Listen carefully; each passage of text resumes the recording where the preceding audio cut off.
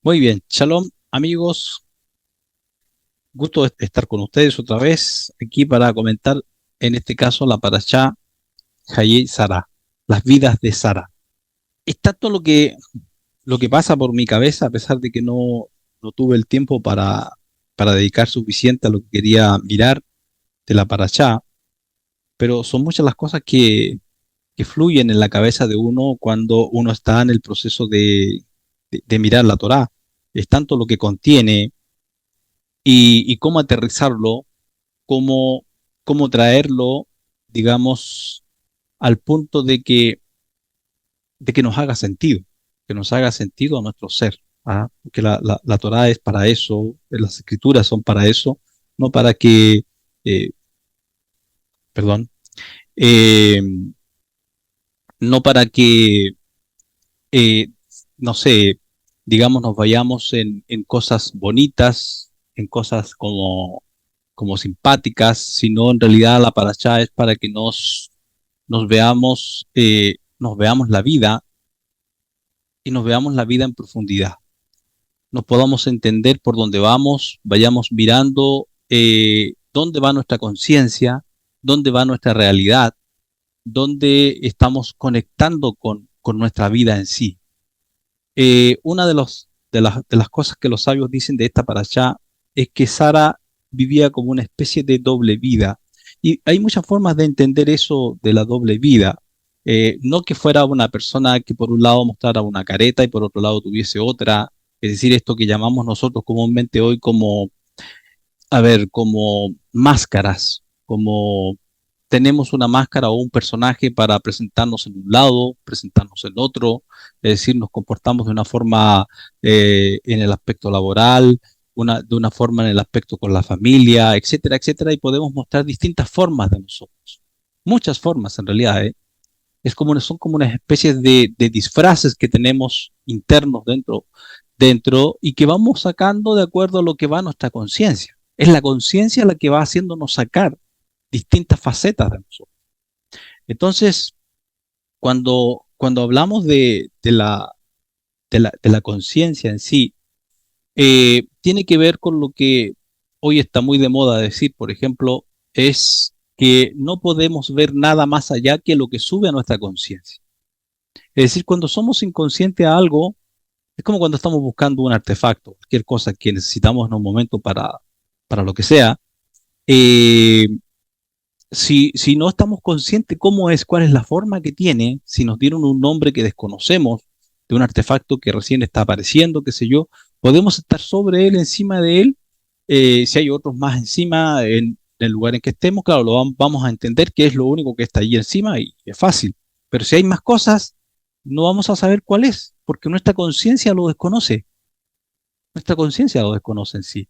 Entonces, eh, ¿qué era lo que vivía Sara entonces en sí? ¿A qué se refiere con esta doble conciencia en sí?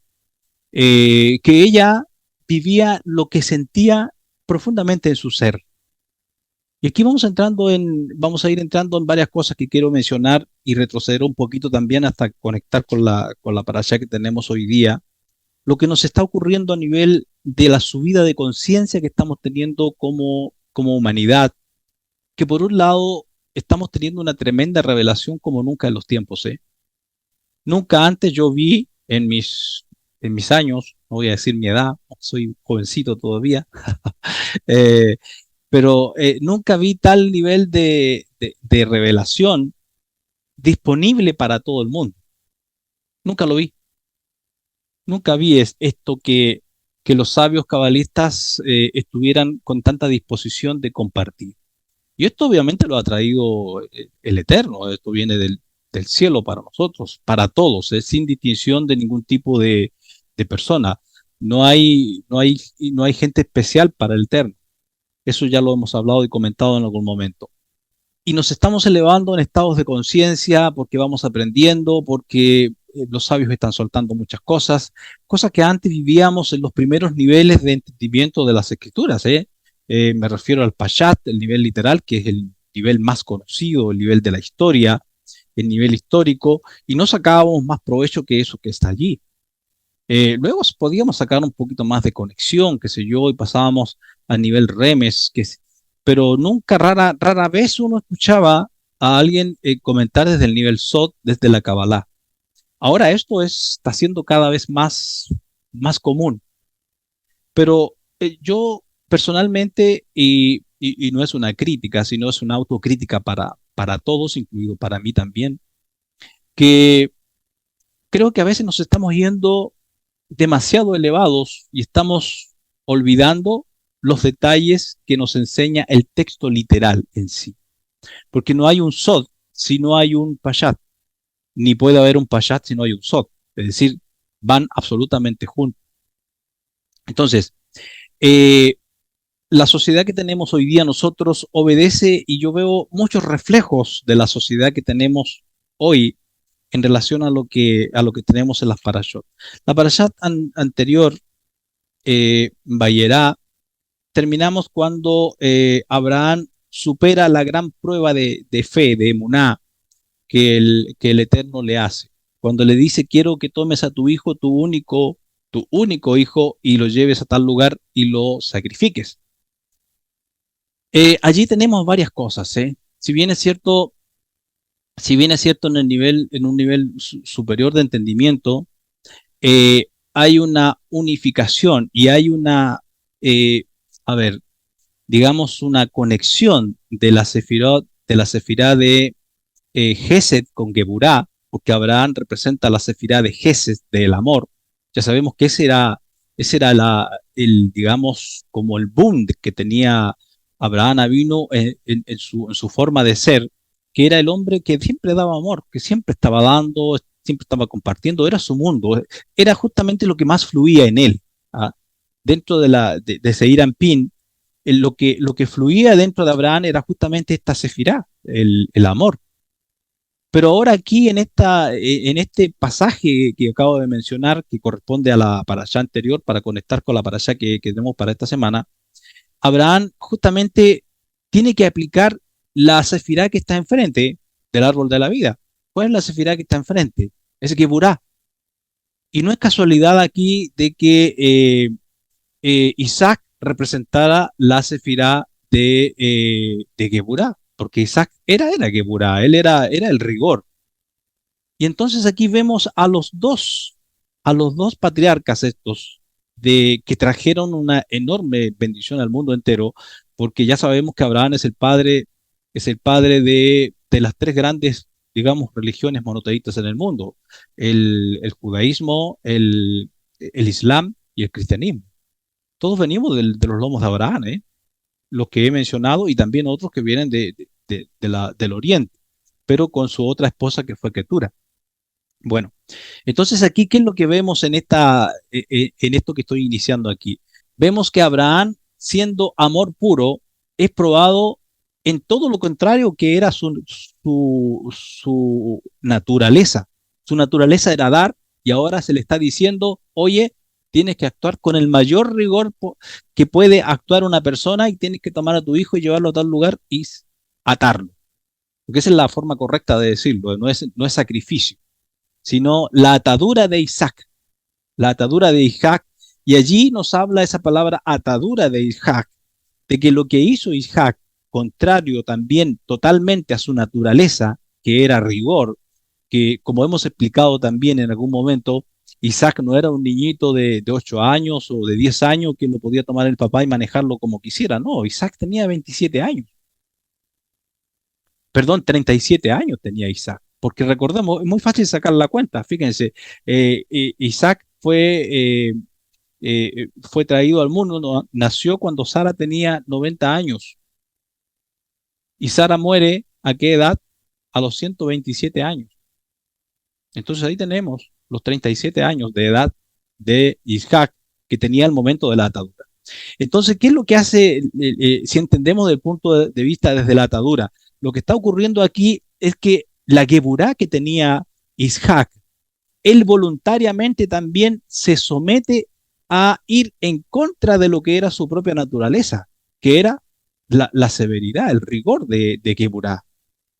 Y ya sabemos que la sefirá de Geburá es la sefirá que nos ayuda en el crecimiento, sin que haya rigurosidad, sin que haya límites, sin que haya digamos, una disciplina fuerte en nuestra vida, no podemos crecer, no podemos elevarnos y subir en nuestra vida espiritual, ni en ninguna cosa, ¿eh? Ni en ninguna cosa podemos subir a un ritmo que podemos decir que se note que yo voy en elevación. ¿Por qué? Porque no tengo disciplina, porque no tengo rigor, porque no soy riguroso, porque no estoy preocupado de lo que estoy haciendo y estoy perdiendo mucho tiempo, me estoy desviando por muchos lados, porque no estoy aplicando bien la energía de la Sefirá, que en este caso está representando Isaac, rigor. Entonces, al mencionar la Torá, dice, y fue atado, pero ¿cómo iba a atar, digamos, si Isaac se hubiese opuesto a la atadura, un viejito ya como era Abraham, de ciento y tantos años, 140 y tantos, 148 años, eh, ¿cómo iba a atar a un muchacho de 37 años? Imposible, aunque no le hubiese hecho fuerza de ningún tipo, pero se le arranca y le corre más rápido y no lo puede pillar, porque es lógico, ¿no? Imposible que un muchacho joven, o sea, que un anciano pueda alcanzar a un muchacho joven si quiere huir.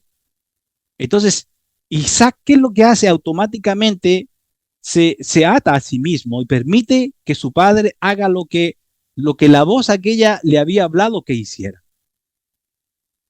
Sabemos que en los tiempos aquellos eran muy típicos los sacrificios humanos y que los pueblos de alrededor eran cosas muy comunes para ellos, quitar la vida a algún hijo, pasarlos por fuego a Moloc, y tenían muchas tradiciones de ese tipo. El Dios de Israel no tenía ese tipo de tradiciones, sin embargo, Abraham venía de esas costumbres y por eso es que cuando escucha esa voz, aunque seguramente le raja el corazón y se lo parte por la mitad, pero él obedece porque era parte de las costumbres de los pueblos en que él se había criado.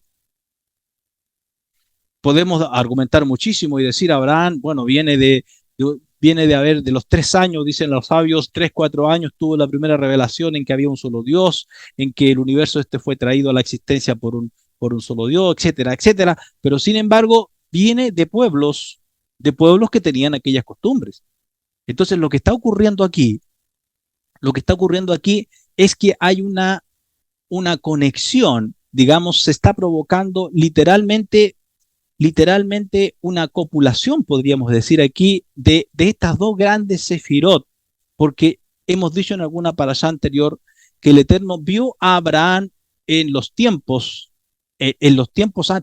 prediluvio, a través de Noaj, que vendría de la descendencia de Noaj, un ser como Abraham que tendría la conexión del amor con el resto de la gente. Y eso era justamente lo que el Eterno estaba buscando, que apareciera una raza aquí, una estirpe de hombres que fueran capaces de amar, de dar, de dar de lo que ellos tenían y compartirlo con otros sin ningún problema. Abraham cumplió digamos, ese cometido y ese proyecto del Eterno que venía viendo ya, como dije, generaciones antes.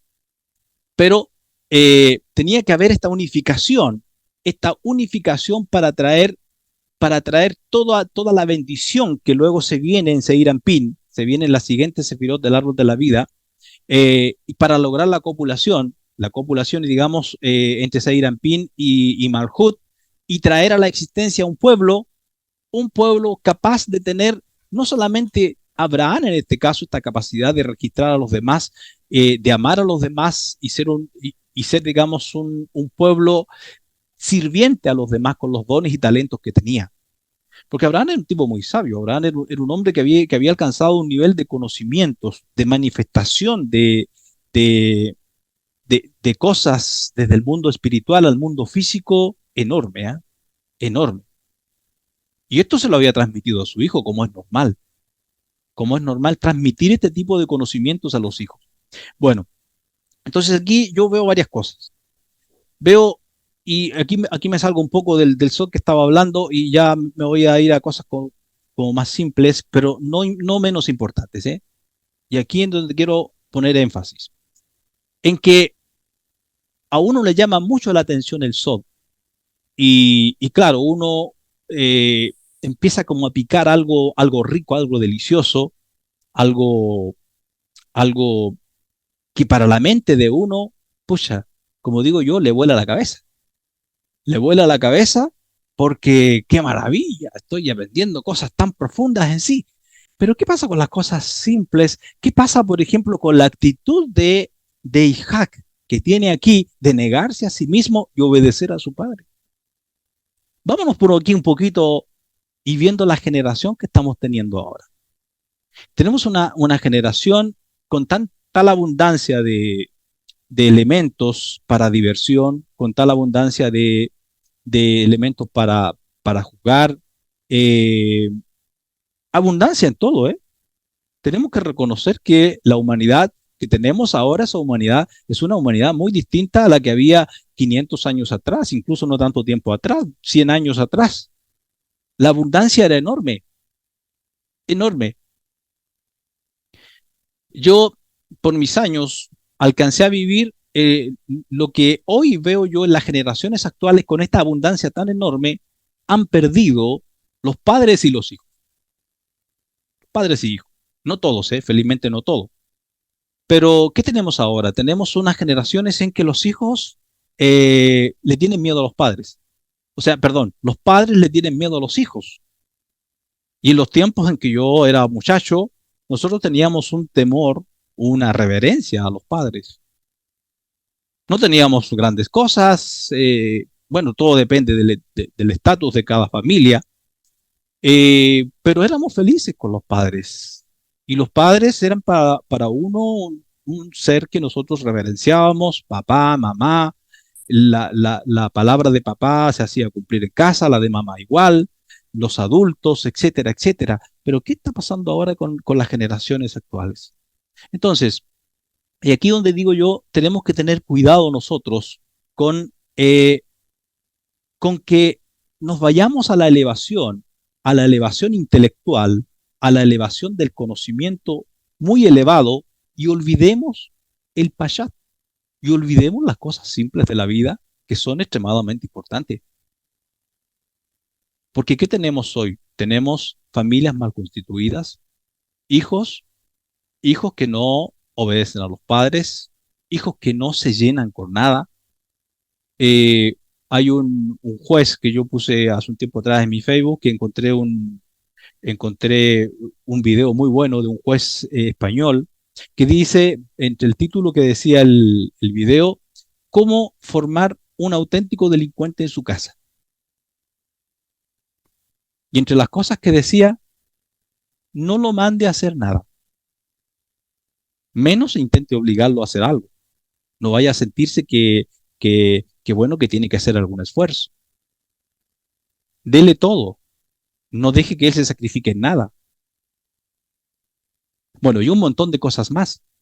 Entonces, ¿y por qué? Porque el joven, no, el joven en la actualidad está metido en sus cosas, en su computadora, en su juego, en su tablet, en su celular, que lo puede tener a muy corta edad, lamentablemente en muchos casos.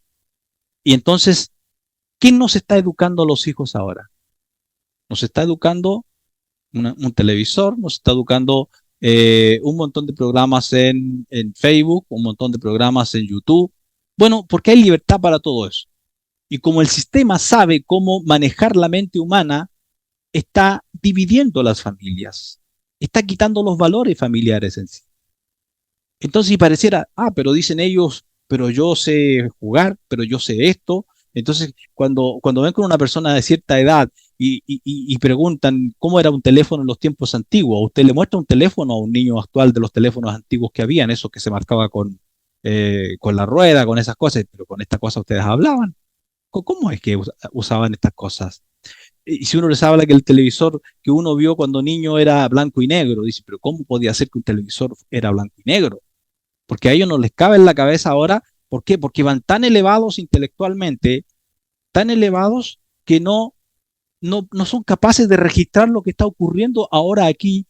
¿Y qué está ocurriendo con eso? Lo que me preocupa a mí en esto es que los padres están perdiendo el control de sus hijos y estamos teniendo generaciones descontroladas. ¿Por qué? Porque el control lo están tomando otros de fuera malintencionados y no están educando a los hijos, sino mal educando a los hijos. Entonces luego papá, mamá se queja y dice, mi hijo es un malcriado, es aquí, es allá. La pregunta es, ¿quién lo ha criado? ¿Quién lo está criando? La pregunta que creo yo que es pertinente que nos hagamos ahora, eh, que es tiempo, cuando el muchacho, cuando el niño está pequeño, cuando es dócil, cuando es pequeño todavía, estoy hablando cuando el niño está creciendo, tiene 4, tiene 5 años, que empecemos nosotros a educarlo, a enseñarle cosas, a que él entienda lo que es el respeto, que entienda lo que son los límites, que entienda que puede tener ciertas cosas en su vida, pero también que hay un precio por esas cosas, enseñarle poco a poco cómo ganarse ciertas cosas. Son las cosas que hoy estamos perdiendo. ¿Por qué razón? Porque todo el mundo va elevado allá ¡fum! Por arriba, por arriba. Y estoy poniendo aquí un contraste utilizando la Torá en un sentido, en un sentido metafórico, en que nos puede ocurrir también a nosotros que estudiamos Torá y que también tenemos el acceso a la Kabbalah, poco a poco lo estamos teniendo.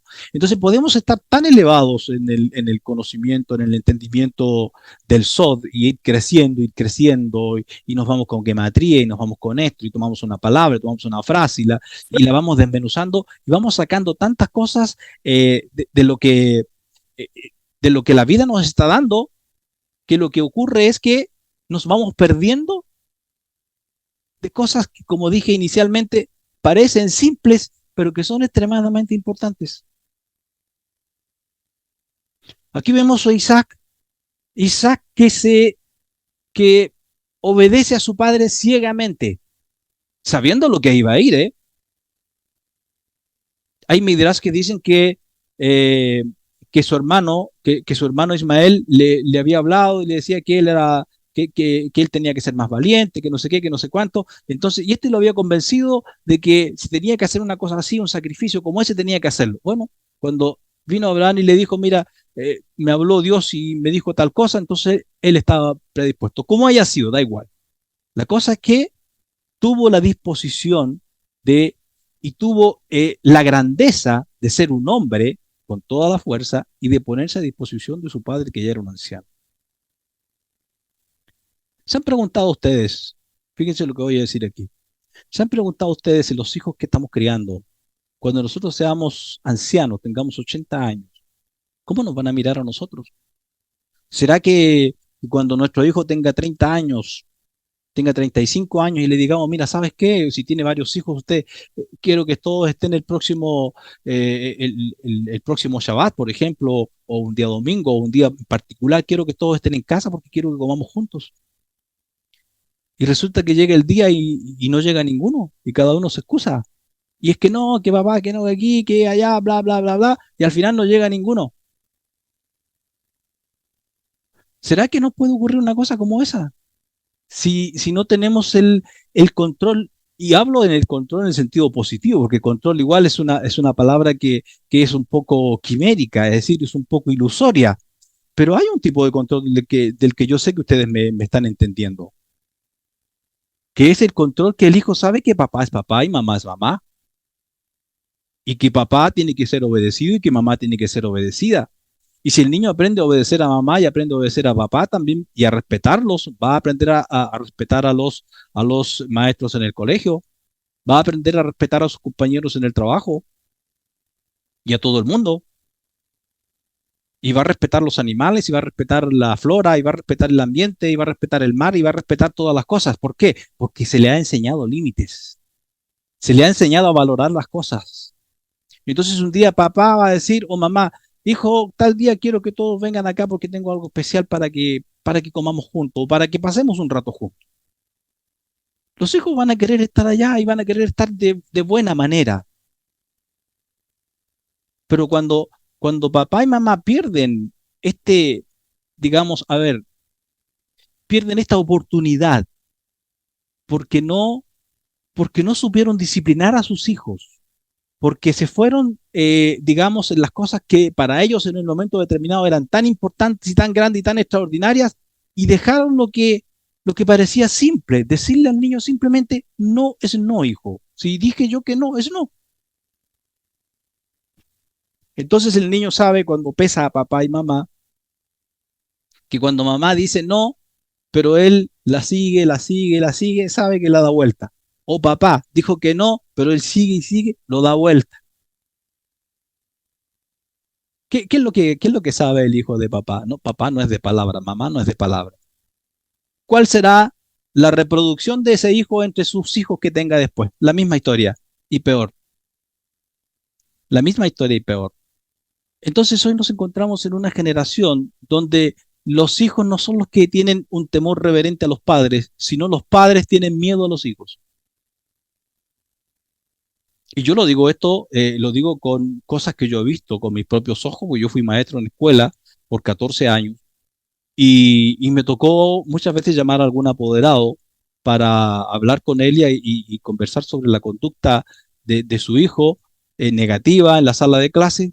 Y resulta que estoy hablando de un niño de 8 de 9 años, 10 años. Entonces papá dice, pero es que no me obedece, es que no sé qué hacer con él o no sé qué hacer con ella, si era niña. Entonces uno preguntaba, ¿pero te has preocupado de algún mecanismo, cómo hacerlo aquí y allá?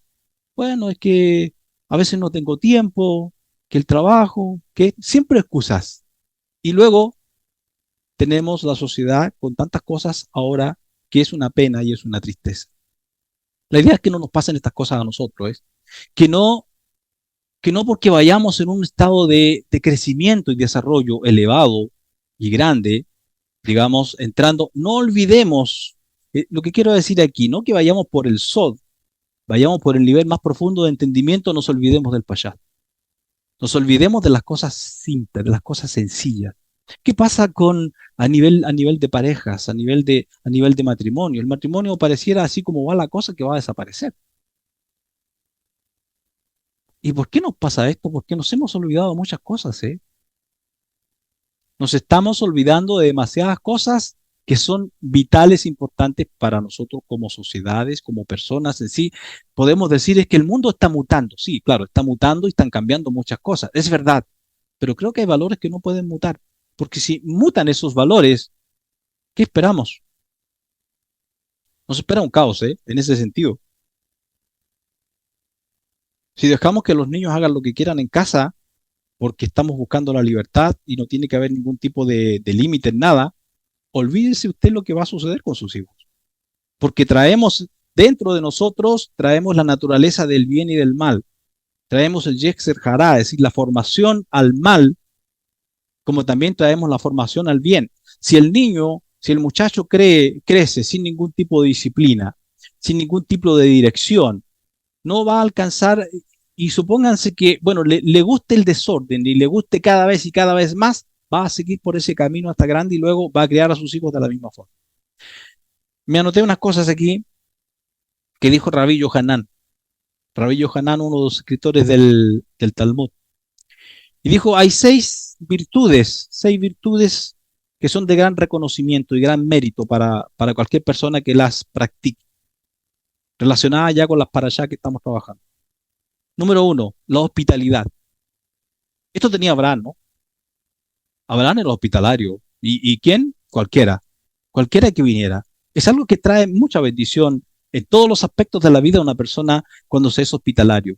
Cuando la mujer cocina en casa y está cocinando y pensando que puede llegar alguien a casa en hora de comida y no cocina solamente la comida necesaria para su familia, sino piensa que puede llegar alguien. Y si llega alguien, feliz. ¿Por qué? Porque va a tener la bendición de alimentar a alguien más, que no es de su familia. Hospitalidad, tener esa disposición a aportar, a dar. Voy a decir algo ahora que con esto honro a mis padres, porque yo esto lo vi siempre en casa, en mi casa.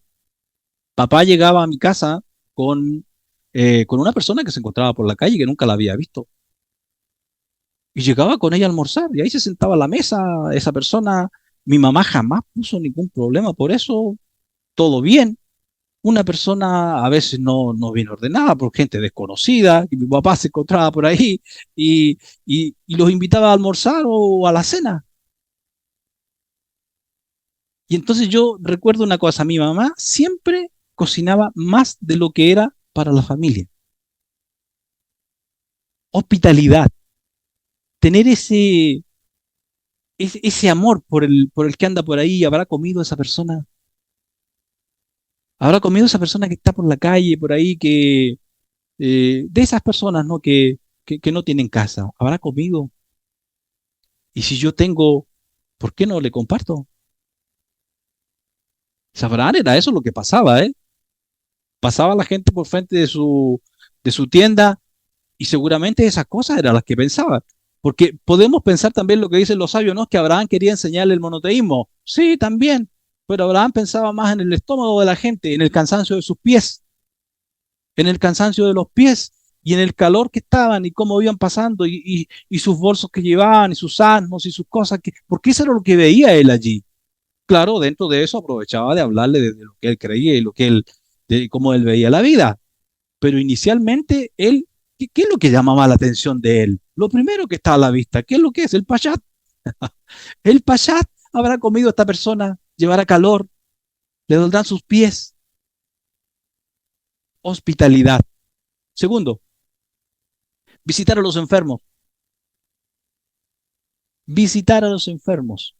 Estas son las cualidades que los personajes que estamos estudiando ahora, que estos personajes que estamos estudiando ahora, estaban llenos de estas cualidades, ¿eh? Sara, porque como Sara era esposa de Abraham, y si era esposa de Abraham, tenían conexión de alma, eran almas gemelas.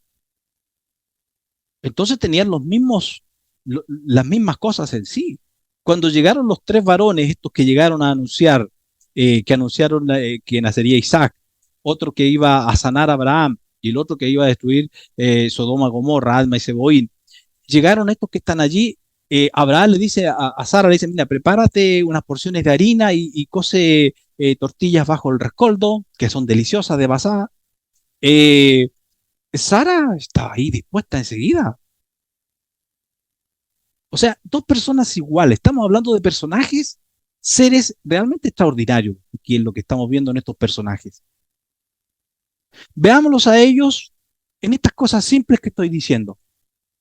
Porque en algún día, cuando vayamos avanzando más en esto y en algún año vamos a estudiar cosas profundas de esto. Pero ahora, si no conocemos el Pashat, si no conocemos las cosas a la vista que están allí, no podremos ver lo más profundo. Entonces, nos está ocurriendo una cosa a nivel generacional y que es difícil, ¿ah? Es complejo. Es complejo sobre todo para los maestros que tienen mucho conocimiento y mucha profundidad en lo que es la Torá y en el SOT. Es muy difícil bajarse de ese nivel y enseñar a los que están aprendiendo. ¿Por qué? Porque la mente está acostumbrada a, digamos, a pensar en un nivel superior. Bueno, para eso habemos otros que no tenemos tal nivel que tienen algunos. Y partimos con niveles más simples y luego los vamos subiendo. Porque la pregunta ¿es importante el Pashat? Claro que sí. Porque si no hay Pashat, no hay SOT. No hay SOT. Entonces, segunda cualidad es visitar a los enfermos. ¿Por qué es tan importante esta cualidad? Por muchas razones. Por muchas razones. Porque una persona que está enferma está sufriendo. Está sufriendo. Y lo que yo hago cuando alguien está sufriendo en una condición de enfermedad, lo que hago es ser empático con esa persona. Estoy poniéndome en su lugar. Y esa es la cualidad del Gesed, ¿eh? La cualidad del Gesed. Lo que tenía que aprender Isaac, que no sabía, pero la aprendió sometiéndose en en la queda, es decir, en la atadura en que se hizo. Allí lo aprendió. Entonces, visitar a los enfermos es la segunda cualidad importante. ¿Por qué? Porque nos estamos poniendo en su lugar en el sufrimiento que está teniendo esa persona. Está amparada, tiene su familia, puede tener su familia lejos, puede que no tenga familia. Vaya a saber uno cuánto está sufriendo. Si una persona sola, sana, sufre, imagínense cuánto sufre una persona sola, enferma. Mucho, mucho, mucho. Tercera, tercera cualidad importante o virtud, Kavaná. Kavaná en el rezo. Kavaná en el rezo o en la meditación. A ver, el rezo a veces es una cosa de repetir. Pum. ¿Pero qué quedó en la mente? ¿Cuál fue la cabana? ¿Cuál fue la conciencia? Cuando yo estoy rezando, estoy hablando conmigo mismo en sí. Una de las razones de por qué cerramos los ojos cuando estamos haciendo rezo es porque estamos, en cierto punto, cerrando uno de los órganos que nos conecta mayormente con el mundo. Y también el oído, ¿no? Por eso es que lo bueno es encerrarse en un lugar donde no haya ruidos y donde podamos cerrar los ojos de modo de entrar en el mundo espiritual. Al cerrar los ojos entramos en la oscuridad, en el vacío, y eso es lo que somos, y estamos dentro de un vacío. Ya sabemos eso cuando hemos estudiado un poco de Kabbalah, ¿no? Entonces, la Kavaná es tremendamente importante. ¿Por qué? Porque la única forma de que nuestras palabras y lo que sentimos profundamente en el corazón, el Or Pashut, la luz simple, las pueda tomar y esa luz se ponga a nuestra disposición, es que tengamos Kavaná. Si no, son simples palabras vanas que soltamos al aire y que no van a llegar a ningún lado. Porque la Kavaná se produce en la conciencia de nosotros. Y si no estamos haciendo un rezo, si no estamos haciendo una meditación con Kavaná, no pasa nada. No pasa nada. Quedó allí sin moverse. La diferencia es la Kavaná. Cuarto, estudio de Torah. Estudio de Torah. Y hemos aprendido que Torah es todo, ¿eh? A veces un simple libro de cualquier cosa que tengamos por ahí es Kabbalah. La actitud de un niño a veces que los vemos jugar y que se pelean y que luego están jugando otra vez, es Kabbalah. Es Kabbalah. Perdón, es Torah, es instrucción que estamos teniendo constantemente. Siempre estamos teniendo instrucción constantemente de todas las cosas de la vida. De observar las aves, de observar los paisajes en que estamos. Toda observación que tenemos en nuestra vida tiene que ver siempre con estudio de Torah. Entonces, mayormente cuando estudiamos el libro este que está aquí, yo siempre digo que hay dos formas en que yo son las más que utilizo para mi propio estudio, para mi crecimiento personal. Que tomo la Torá, eh, tomo la Torá y la leo a veces simplemente para alimentar mi corazón, alimentar mi ser. Entonces, ¿cómo la estoy leyendo allí? No la estoy leyendo en un sentido analítico. No estoy mirando en qué nivel está. No estoy tratando de encontrar los niveles profundos, sino estoy conectando mi vibración interna, la vibración de mi alma, la vibración de mis emociones, de mi ser, con lo que está escrito allí. Estoy alimentando mi alma. Y aunque me parezca que estoy en el primer nivel, en realidad estoy usando todos los niveles, los cuatro niveles de entendimiento. Cuando leemos los salmos del rey David, por ejemplo, que están llenos de tanta conexión de la vida, como habla él mucho de nuestra parte emocional, de Seir Ampin, eh, porque allí donde se genera la energía para luego manifestar en Malhut, en la vida diaria, toda la controversia que se puede llevar, todo el sufrimiento que puede haber por las distorsiones de nuestras sefirot internas, emocionales, están ahí. Entonces nos alimentamos, nos alimentamos. Y la otra forma en que uno lee es cuando ya uno empieza a estudiar y empieza a ver una cosa, la otra, este detalle, las letras, esto, lo otro, y empieza a estudiar. Ya ese es un nivel intelectual.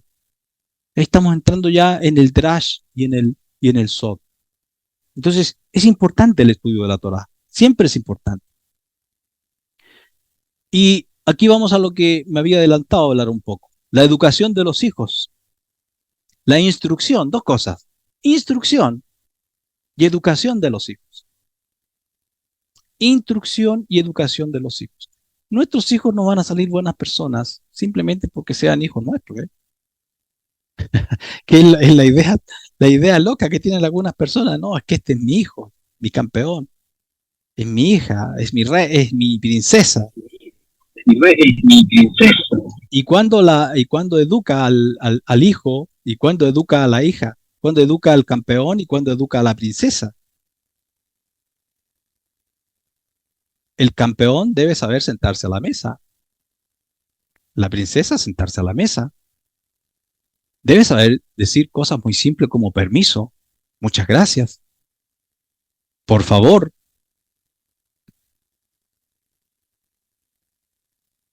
O sea, educación, educación.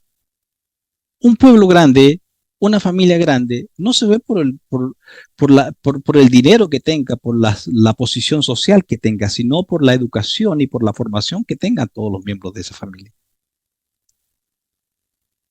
El pueblo de la Torá, conocido como el pueblo de Israel, es un pueblo como es, el pueblo que tiene más premios Nobel en la historia de la humanidad. Uno de los pueblos que fue capaz de hacer florecer el desierto y que son de los grandes inventores del mundo. Un pueblo que no pasa más de unos 18 millones, serán ahora 18 o 20 millones con todo lo que están dispersos, quizás un poquito más. Pero que, pero que tantas cosas que han traído al mundo, tantas cosas que usamos constantemente fabricadas por ellos, hechos por ellos. Los premios Nobel no han venido a ser premios Nobel por ser gente que no recibió educación, recibieron educación, recibieron formación, aprendieron a usar el tiempo, aprendieron a usar su cerebro, aprendieron el valor de los libros. Fíjese usted en su casa, observemos, tenemos una biblioteca,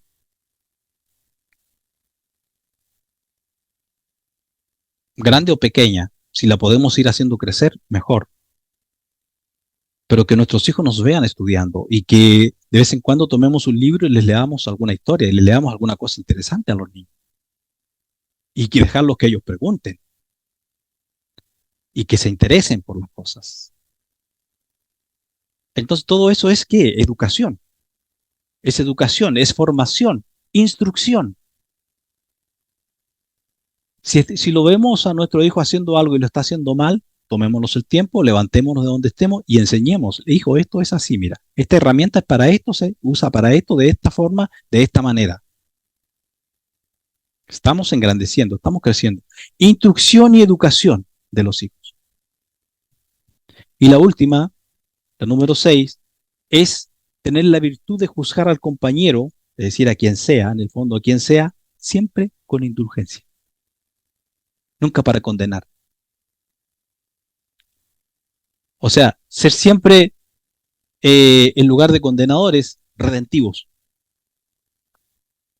Porque así como nosotros medimos, enseñó el maestro, os medirán a ustedes.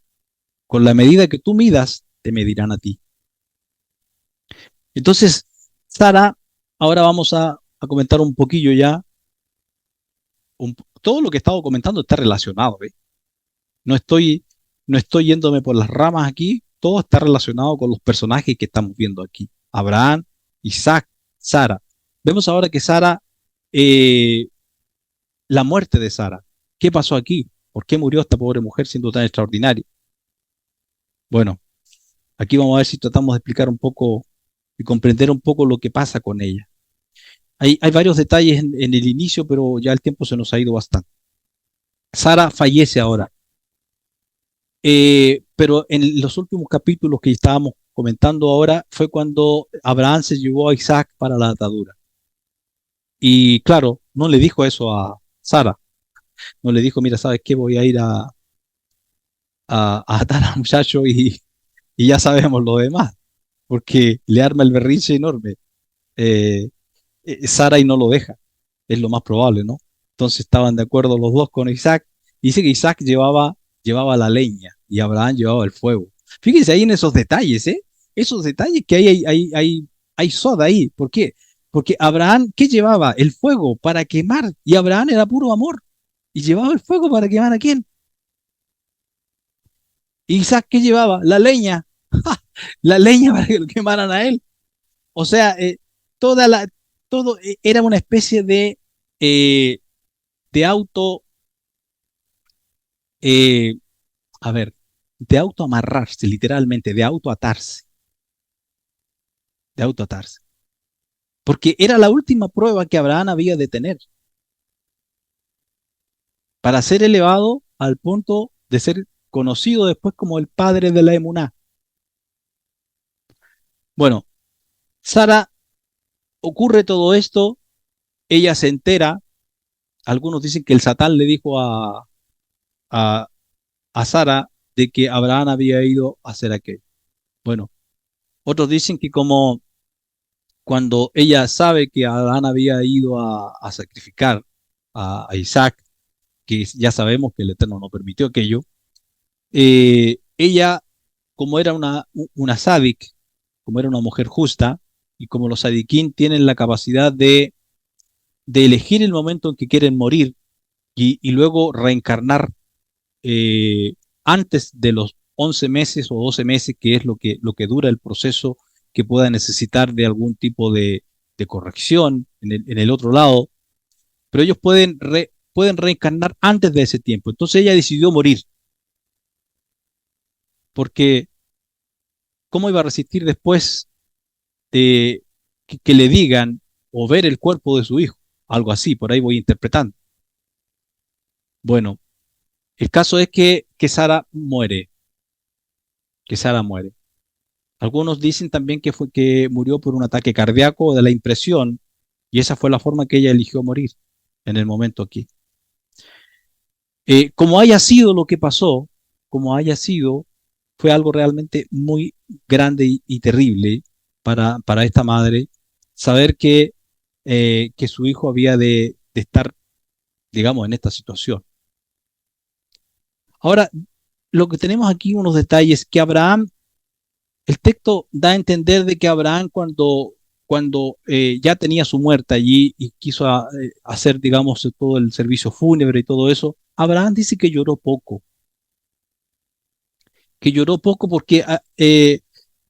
porque bueno, eh, aquí hay muchas explicaciones, ¿ah? A mí la que más me gusta de todas las explicaciones, que algunas son las encuentro como, creo que todas son válidas, pero esta me gusta a mí.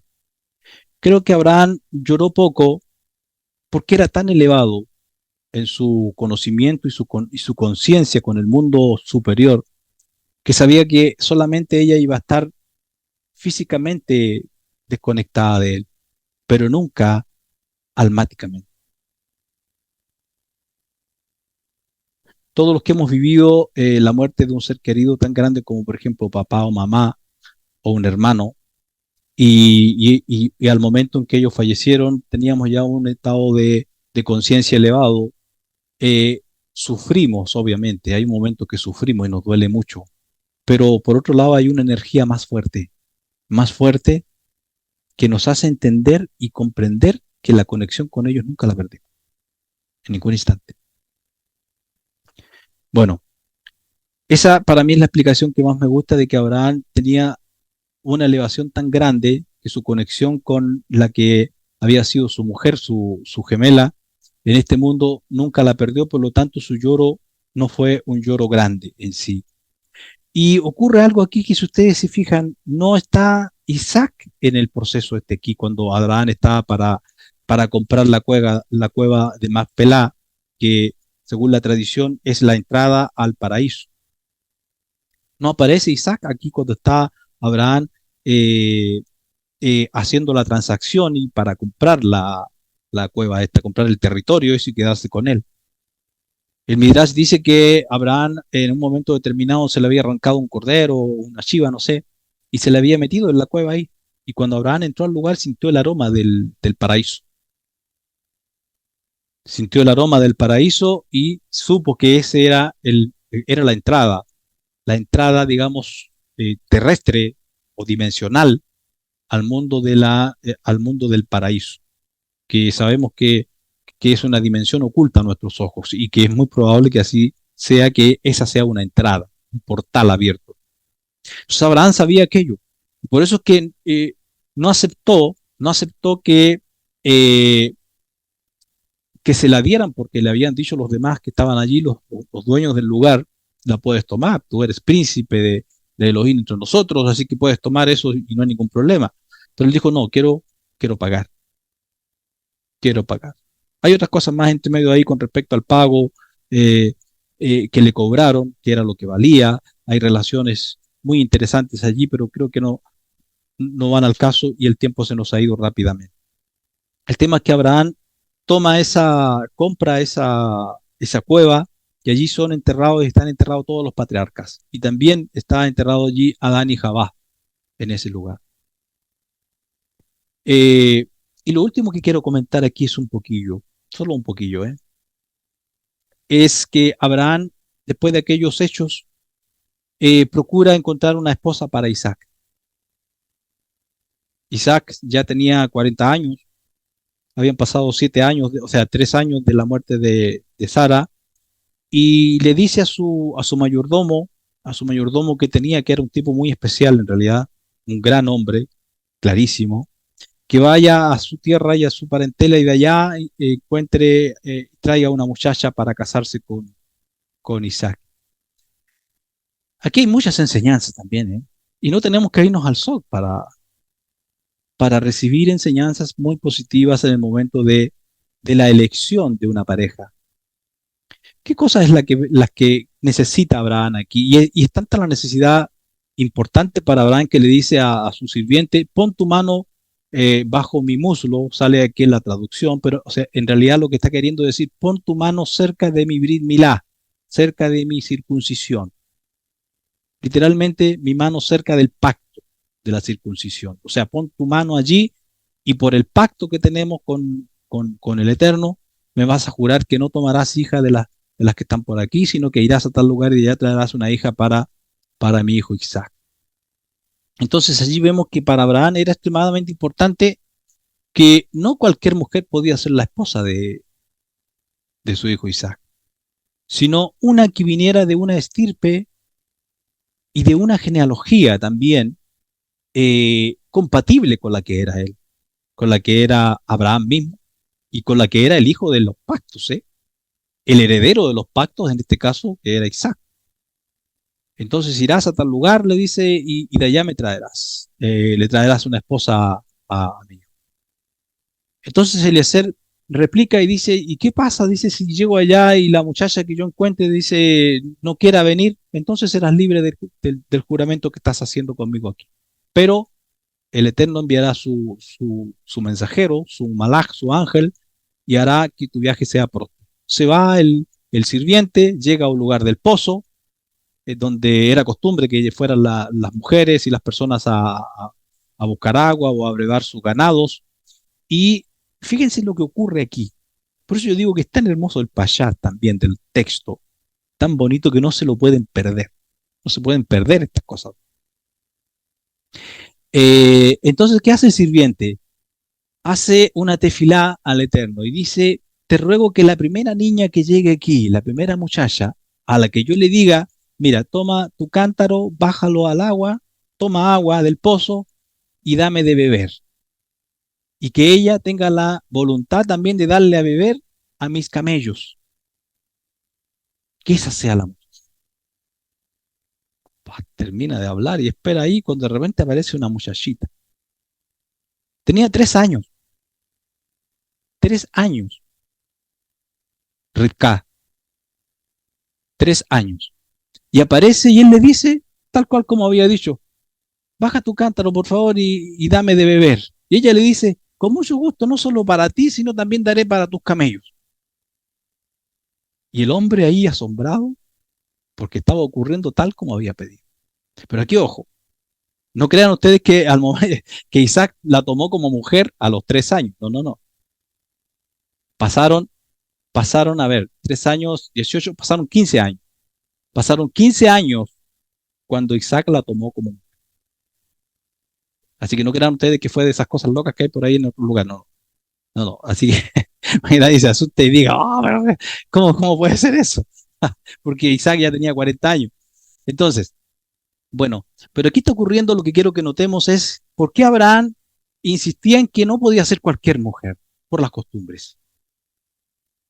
Esa es una de las razones, por las costumbres que no solo están arraigadas en lo externo de la persona, sino están arraigadas internamente. Internamente. Y aquí ocurre algo muy particular porque esta muchachita de 3 años, no había tenido tampoco muchas costumbres del lugar que venía, que también no era de los mejores, pero por lo menos era de los parientes de Abraham. Entonces había mucho más esperanza en ello que en uno de los otros que vivían por otro lado, que tenían un montón de ideas, pero uf, de la vida. Entonces, y el sirviente se fijó en que la muchacha era humilde, la niña era humilde y servicial. Y eso a él le agradó muchísimo. Y como había pedido la señal de arriba, vino a la señal, tal cual como él la había pedido. Entonces dijo, no me equivoco. Después le dijo, ¿dónde vives? ¿Quiénes son tus padres? Vamos a hablarnos, que necesito hablar con ellos. Y cuenta toda la historia. ¿Y qué hacen los padres? Los padres y el hermano mayor de ella la llaman y le preguntan, ¿vas con este hombre? ¿Qué dice ella? Voy con él. Impresionante, ¿no? Bueno, para nuestra cultura actual, para nuestra cultura actual, que se vaya la niña de 3 años, vaya, qué terrible. Pero eran otros tiempos, además que iba a estar muy bien cuidada, y de hecho fue muy bien cuidada, y como dije, Isaac no la tomó por mujer hasta que ella tuvo 18 años, o 18 quizás un poquito más. Eh, y de allí nace, ¿quiénes nacen de esa pareja después? Nacen eh, Jacob y Esab, de esa pareja. Bueno, muchas cosas hay aquí, pero ya el tiempo se nos ha ido y creo que tenemos que parar. Voy a parar la grabación. Si hay algunas preguntas, las respondimos.